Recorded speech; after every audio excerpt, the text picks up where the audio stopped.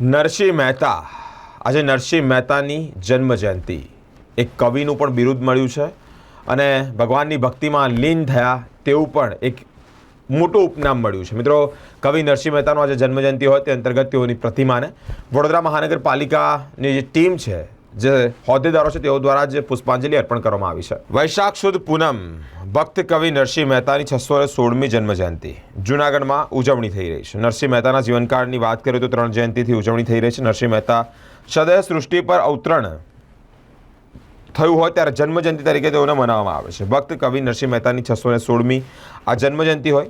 માક્ષર સુદ સાતમના દિવસે હારમાળા જયંતિ, ચૈત્ર સુદ સાતમના દિવસે તપ પ્રાણ જયંતિ, વૈશાખ સુદ પૂનમના દિવસે જન્મજયંતિની ઉજવણી કરવામાં આવે છે। નરસિંહ મહેતાની કૃષ્ણ ભક્તિ જોઈ નાગરી નાતે તેના અનેક શંકા કુશંકાઓ વ્યક્ત કરી હતી। પોતે શ્રી હરિના ભક્ત હોય તેઓ દોડ કરી રહ્યા હતા, તેઓ નરસિંહ મહેતા પર આળ મૂકવામાં આવ્યો હતો। કૃષ્ણ ભક્તિમાં લીન થયેલા નરસિંહ મહેતાની ભક્તિના પુરાવા રૂપે શ્રી હરિએ સ્વયં દર્શન આપીને નરસિંહ મહેતા પર પુષ્પોનો હાર ન્યોછાવર કર્યો હતો। ત્યારથી જ નરસિંહ મહેતાની હારમાળા જયંતિની ઉજવણી થઈ રહી છે। ભાભીના કડવા વચનો સાંભળીને જ ઈસવીસન 1439 વિક્રમ સંવત 1449ના ચૈત્ર માસની શુક્લ પક્ષની સાતમ અને સોમવારના દિવસે તપ કરવા માટે ઘરનો ત્યાગ કર્યો હતો।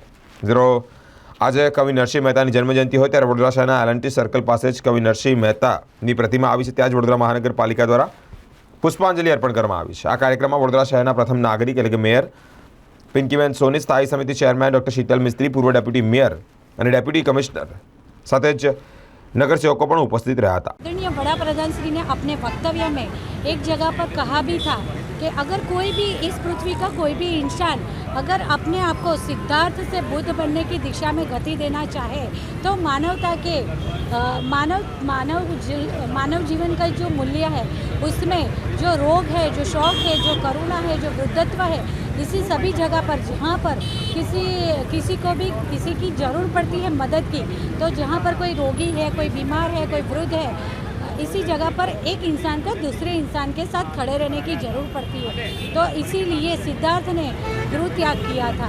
और हमारे पास धन है, संपत्ति है, संपदा है, उसका सही मायने में हमें उपयोग करना है, या हमें जो ये मानव जन्म मिला है उसे सही रूप में सार्थक करना है, तो हमें भी सिद्धार्थ से बुद्ध की तरफ अपने जीवन को गति देनी चाहिए। यानी मानव जीवन के जो मूल्य है सही अर्थ में कि देश की सेवा या गरीबों की या बीमारों की या वृद्धों की सेवा में अपने आप को मानव जीवन का ये जो अमूल्य अवसर प्राप्त हुआ है उसमें से कुछ समय इसके लिए भी हमें निकालना चाहिए।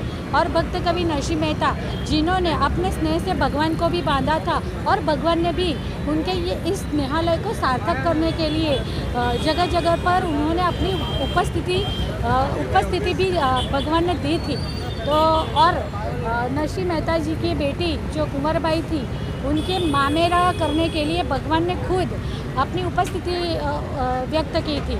आदरणीय बड़ा प्रधान श्री आज के ज़माने में जब इस सेवा का यज्ञ द्वारा जो देश की सेवा चल रही है और देश का जो विकास हो रहा है, साथ ही में कुंवरबाई मामेरू योजना द्वारा देश की जो भी बेटियां हैं उनके लिए जो गरीब परिवार से है, तो उनके लिए भी ये योजना उन्होंने भगवान कृष्ण की तरह आदरणीय बड़ा प्रधान श्री भी इस सभी बेटियों के साथ खड़े। आज के इस पुण्य अवसर पर भगवान बुद्ध की जन्म जयंती और भक्त कवि नरसिंह मेहता की जन्म जयंती के अवसर पर मैं सभी को ढेर सारी शुभकामनाएं देती हूँ।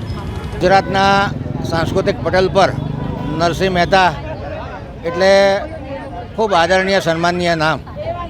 કોઈપણ શહેરની ઓળખાણ શહેરમાં કયા કયા સ્ટેચ્યુ લાગ્યા છે એના આધારે નક્કી થતી હોય છે। વડોદરા સંસ્કારી નગરીમાં પણ અલગ અલગ મહાનુભાવોના સ્ટેચ્યુ લગાડ્યા છે। એમની જન્મજયંતિ નિમિત્તે પુષ્પાંજલિ કરી અને આ મહાનુભાવોમાંથી આપણે પ્રેરણા લેતા આવ્યા છે। આજે વૈશાખી સુદ પૂનમના દિવસે નરસિંહ મહેતાની જન્મજયંતિ આપણે ઉજવી રહ્યા છે। આજે જન્મજયંતિ નિમિત્તે વડોદરા કોર્પોરેશન દ્વારા ડેપ્યુટી મેયર શ્રી હસમુખ પ્રજાપતિ, સન્માનીય મેયર શ્રીમતી પિંકીબેન સોની તથા સર્વે સન્માનીય કાઉન્સિલરો દ્વારા આજે પુષ્પાંજલિ અર્પણ કરવામાં આવી છે। ખાસ કરીને નાગર બ્રાહ્મણ કોમ્યુનિટી કે જેમના માટે નરસિંહ મહેતા વંદનીય છે, એ પણ ખૂબ મોટી સંખ્યામાં આજે પુષ્પાંજલિ કરવા માટે આવ્યા છે।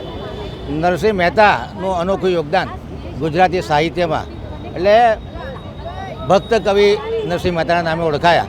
વૈષ્ણવજન તો તેને કહીએ જે પીડ પરાઈ જાણે।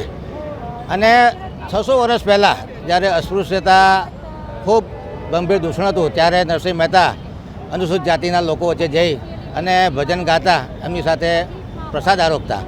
અને જે એમ્પથી કહીએ આપણે, કરુણા, કે સામેવાળી વ્યક્તિ શું સફરિંગ કરે છે એ તમે જ્યારે તમારી જાતને એ જગ્યાએ મૂકો ત્યારે જ તમને બીજાની પીડા સમજાય. એટલે એમ્પથી ઉજાગર કરી અને પ્રેમસભર સહઅસ્તિત્વ અને સમાનતા, આ બંને જે સિદ્ધાંતના આધારે એમણે જે ભજનો ગાયા અને લોક સાહિત્ય અને ફોક સંગીતમાં અને એમના ગીતોનું જે અનોખું યોગદાન રહ્યું આજે પણ લોકો યાદ કરે છે. અને વિશ્વભરમાં એમનું આ વૈષ્ણવજન તો તેને રે કહીએ, જે પીડ પરાઈ જાણે, આ આખા વર્લ્ડમાં અલગ અલગ ભાષામાં ગીત બન્યું છે. ત્યારે આજે એમના જન્મ જયંતિ નિમિત્તે પુષ્પાંજલિ અર્પણ કરી અને આપણે સૌ એમને બતાવેલા માર્ગો પર પ્રયાણ કરીએ એ જ અભ્યર્થના સાથે અસ્તુ વંદે માતરમ.